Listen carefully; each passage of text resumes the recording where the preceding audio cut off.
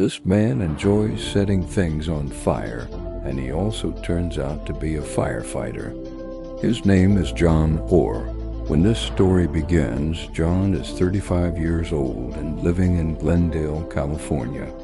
On the surface, he looks like a dedicated public servant. He wears the uniform, responds to emergencies, and works as an arson investigator.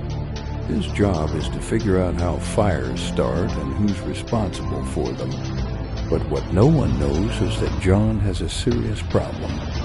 Even though he investigates arson for a living, he also loves starting fires. Late at night, when the streets are quiet, John would carefully plan his fires. He didn't just randomly light things up. He chose specific locations, empty buildings, closed stores, places where no one was supposed to be inside. He used simple incendiary devices made from cigarettes, matches, and flammable glue. He'd light the fire, walk away calmly, and wait. Then the alarms would go off, and John would come back not as a suspect, but as a hero. Sometimes he'd be among the first firefighters on the scene.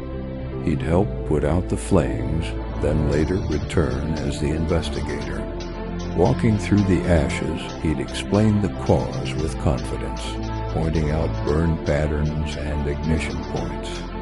He always knew exactly what happened because he was the one who caused it. For years, John keeps doing this.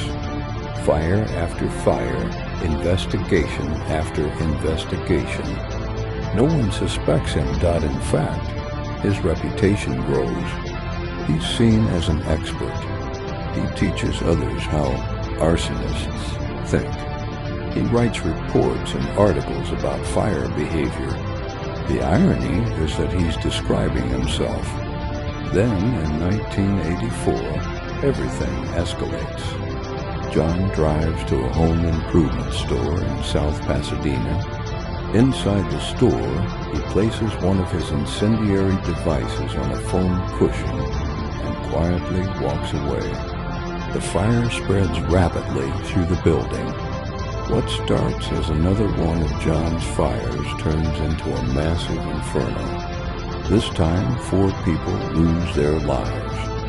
Firefighters and investigators initially conclude the blaze was caused by an electrical accident. But John argues otherwise. He insists the fire was deliberate. He wants credit for identifying the cause, even though he was the one who set it. The fire that killed 4 people doesn't stop him, it emboldens him. John continues setting fires and investigating them. He becomes even more confident. He even writes a novel about a firefighter who secretly starts fires and then investigates them. The details are disturbingly accurate, describing techniques and patterns only the real arsonist would know. Over time, investigators start noticing patterns. Fires seem to appear wherever arson investigator conferences are held. In 1987, and again in 1989, fires break out in towns near these conferences. Clues begin to surface. Yellow paper used as a fuse, partial fingerprints, and witness sightings. Slowly, all the evidence points back to one man. John or Dot, when investigators finally confront him, the truth unravels. The respected firefighter is exposed as a serial arsonist responsible for dozens, possibly hundreds, of fires. Entire buildings destroyed, communities terrified, and 4 lives lost because of his obsession. John Orr is arrested, convicted, and sentenced to life in prison without the possibility of parole. The man whose job was to protect people from fire was the same man who couldn't stop lighting them.